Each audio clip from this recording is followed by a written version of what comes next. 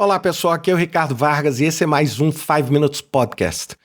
Quando a gente fala de fracasso, muitas vezes não são os problemas técnicos que levam o nosso projeto para o buraco, mas muitas vezes porque o mundo mudou durante a sua execução.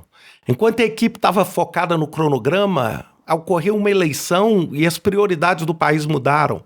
Enquanto o orçamento estava sendo aprovado, uma guerra alterou os preços da energia.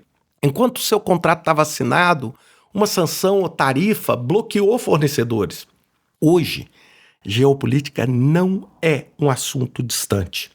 Ela precisa estar dentro da sua matriz de risco e dentro do seu radar. E quando a gente fala de geopolítica, nós não estamos falando apenas em conflito armado, nós não estamos falando em guerra, nós estamos falando em cadeias globais de suprimento, estamos falando em juros internacionais, por exemplo, se o seu projeto tem financiamentos, nós estamos falando em regulação ambiental, nós estamos falando em tensões comerciais, e isso tudo.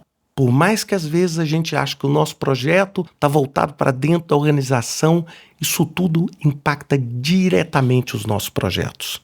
Vamos falar, por exemplo, sobre a cadeia de suprimentos. Um bloqueio comercial ele pode interromper um projeto de infraestrutura. Uma restrição de exportação pode atrasar uma entrega crítica no seu projeto. Um conflito regional pode mudar o custo e mudar muito radicalmente o custo de materiais estratégicos.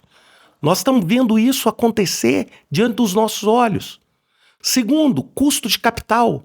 Hoje, a maior parte dos projetos, se eles têm um porte um pouco maior, eles têm custo de capital. Se os juros sobem globalmente, o financiamento do seu projeto muda completamente e muitas vezes pode inviabilizar o business case.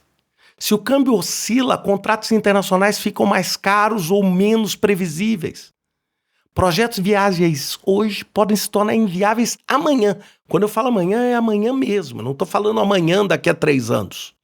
Terceiro, regulação e compliance. Mudanças ambientais, exigência de segurança, novas leis podem fazer com que a gente altere escopo e prazo. Projetos globais exigem uma governança muito sofisticada.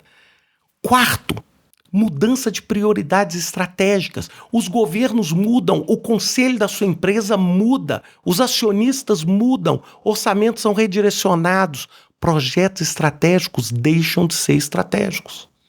O grande erro é tratar a geopolítica como algo distante do projeto.